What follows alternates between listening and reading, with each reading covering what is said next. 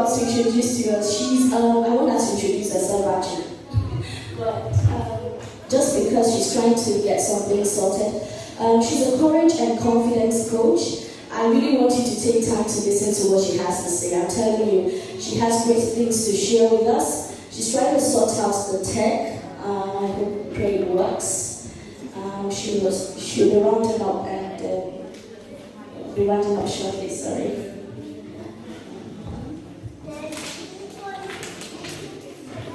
Okay, she's here. Thank you, Florence.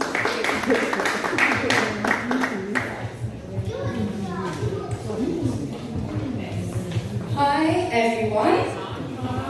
Thank you. Okay, so, as Toby has said, my name is Florence Achama of Solgu. I just recently got married, still trying to get used to my last name. And there's a testimony behind that, because I don't know if there are some of you who are waiting to get married or where you are, if you're married or not, but I was in a relationship from the age of 18 for 16 years, and it ended, and I was 35 when it ended, and at that time, I felt like, oh my gosh, who's going to want to get married to me? My dreams of having a child are out of the window, starting a family are out of the window. And I went through a period of depression. But God in His goodness, I found somebody, and it was such a whirlwind romance, less than 2 years, and we are married. So I want to, that's kind of like a lead up into the work that I do, because the work that I do really focuses on a popular word at the moment called mindset, okay? But more importantly, I focus on helping Christian women build up their courage and confidence. I know as Christians, we like to feel like we've got courage and confidence down already, okay? We need to be honest with ourselves. It's not helpful when we try or we portray ourselves as being all that in a bag of chips. We don't need anybody's help or anybody's support. That's how we stay stuck where we are, okay? So, what I want to talk about today is what it means to be an empowered woman. Put your hands up if you see yourself as an empowered woman. Okay, fantastic. That means I can pick on you and ask you a question.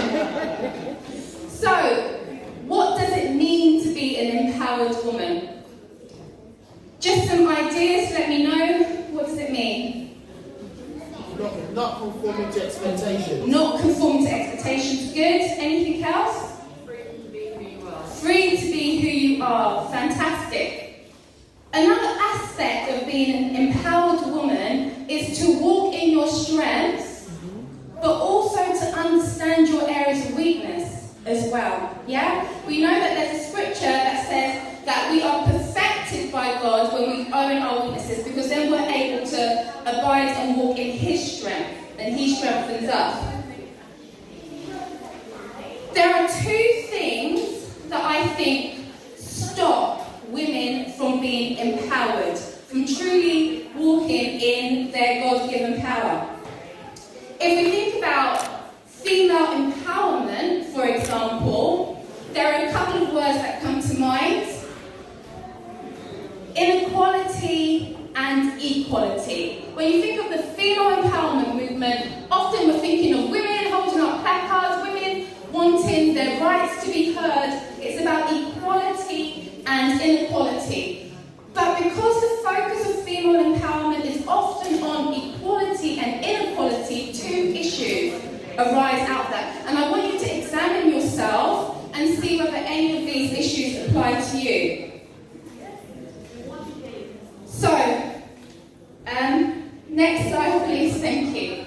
So, the first one then is owning the perception of societal and cultural expectations placed on women. Now, there are two things in there. There's the owning the perception of, and then there's the societal and cultural expectations placed on women.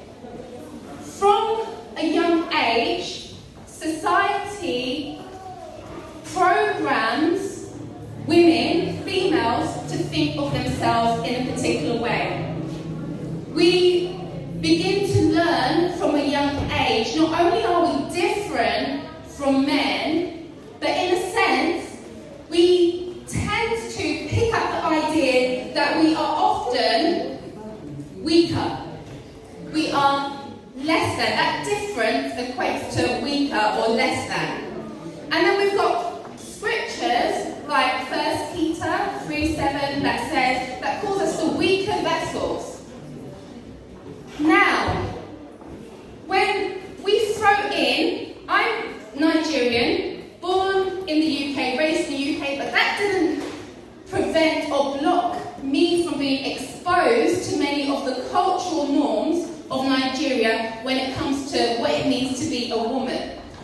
Many of my clients come from Nigeria. One of the things that holds them down is the cultural views of what it means to be a woman. Okay? These women have positions of authority, maybe they're team leaders or managers, but yet, when it comes to speaking up, they have issues because they've learned that it's not their place to speak. And it chips away at the self-esteem. So that's one of the things. When we own the perception that society and culture and also religion places on women, and we begin to believe that and accept that as truth, and then we act from that place. The second thing which can happen is when we fail to embrace our womanhood. When we think that the only way that we can make ourselves seen or heard is to try and be more masculine. When we try to compete with men, it's like we're saying to God, actually I agree, I'm not good enough unless I am taking on the traits and characteristics of a man. But did you know that the same word for woman in Genesis, for helper and companion, is the same word used for the Holy Spirit? Would we say that the Holy Spirit is disempowered or ineffective? We wouldn't say that. The Hebrew for Holy Spirit is feminine. That should tell you something about what it means to be a woman. There is so much power that you have as a woman, but when you deny it because you believe the stuff that other people have told you where your place is, then you are not walking in the place that God has set for you. Instead, you are coming into agreement with what man says you should be, or who you should be. So I want you to think to yourself, what does it mean? God decided, He chose for you to be a woman. A woman is a vessel. A vessel. She carries. She knows how to nurture. She knows how to grow. She is full of wisdom. Mary was also full of grace. There are so many things that a woman has. But if you do not know how to embrace your womanhood, your divine energy as a woman, the world is missing out. They're getting some other version of you, but it's not the version that God has said that you are. Amen.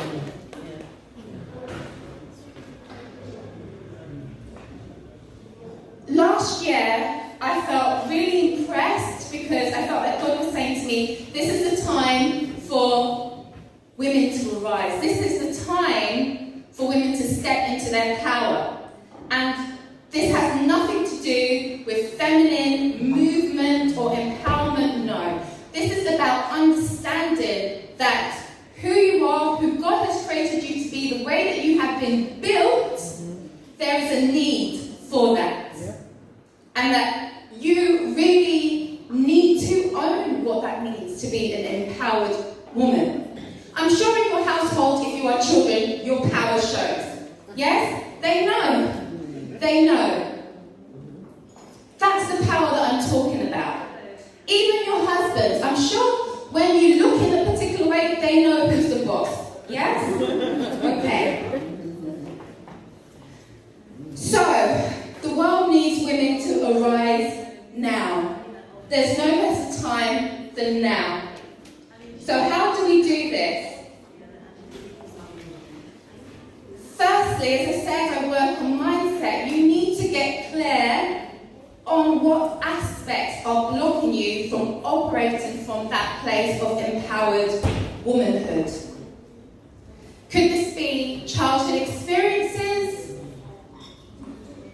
Could it be your programming and beliefs, culture, societal, religious norms? Take a good look at yourself. And then think about how this is showing up in your life. Where is your idea, your false idea of womanhood? How is that showing up in your life? How is it blocking you? For one of my clients,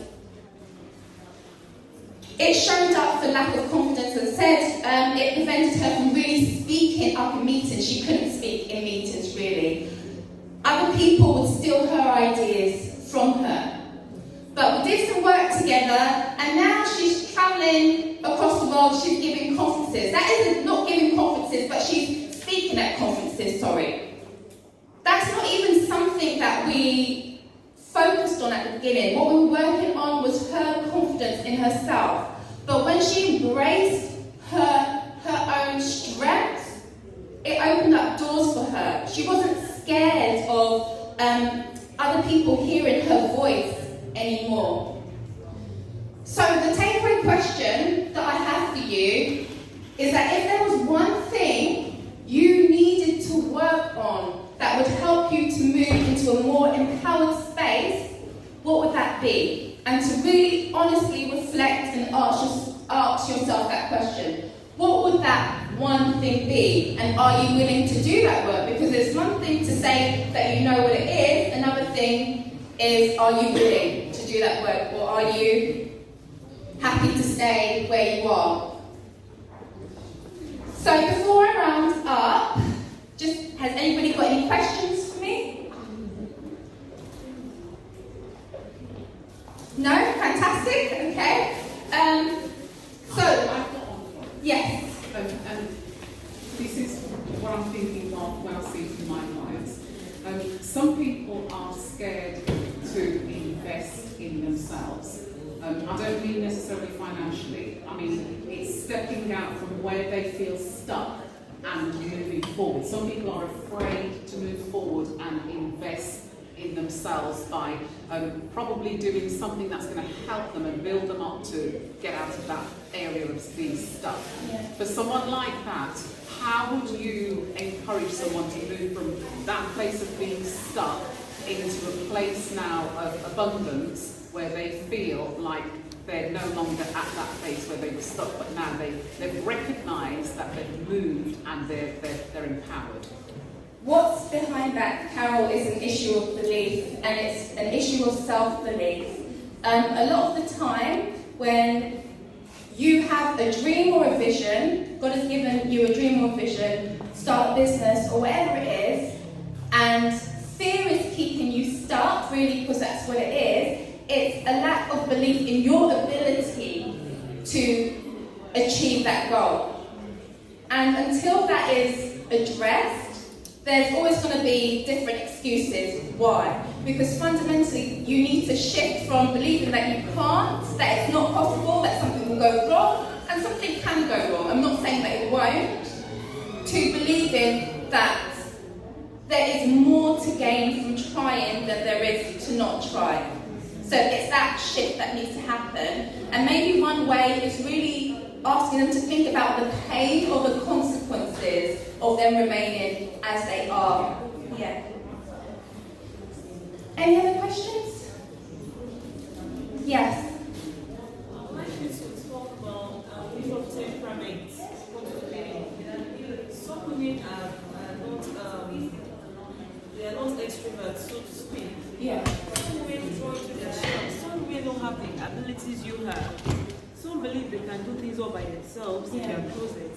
Like the other lady was talking the other time, that some could pray, you could intercede in your closet for a soul, you don't need to speak to the person. Now, can we now put a dividing line between these two things? Must a woman are we all gifted with the ability to speak up?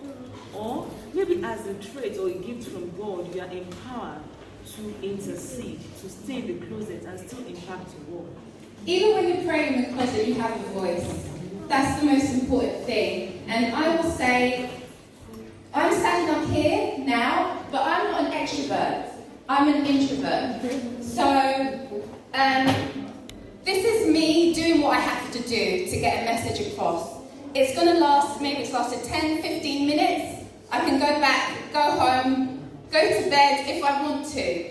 But I know that this is important for me to do. And that's why I do it. So yes, temperament does come into play, but then you need to ask yourself, am I going to allow what I feel are my weaknesses and limitations to stop me from doing the work that God has placed on my heart to do? Okay, so the last thing I want to do is I want to let you know how you can stay in contact with me. I do one-to-one coaching and I do group coaching as well. My one-to-one coaching is currently a 5-month coaching program called The Confident and On Purpose Woman. And I'll soon be launching a 3-month group program called 90 Days to Free and Fierce. You can schedule a call with me, totally complimentary, or you can talk to me after this and we can find out whether there's a scope for us working together if that's what you want to do. Okay? Thank you.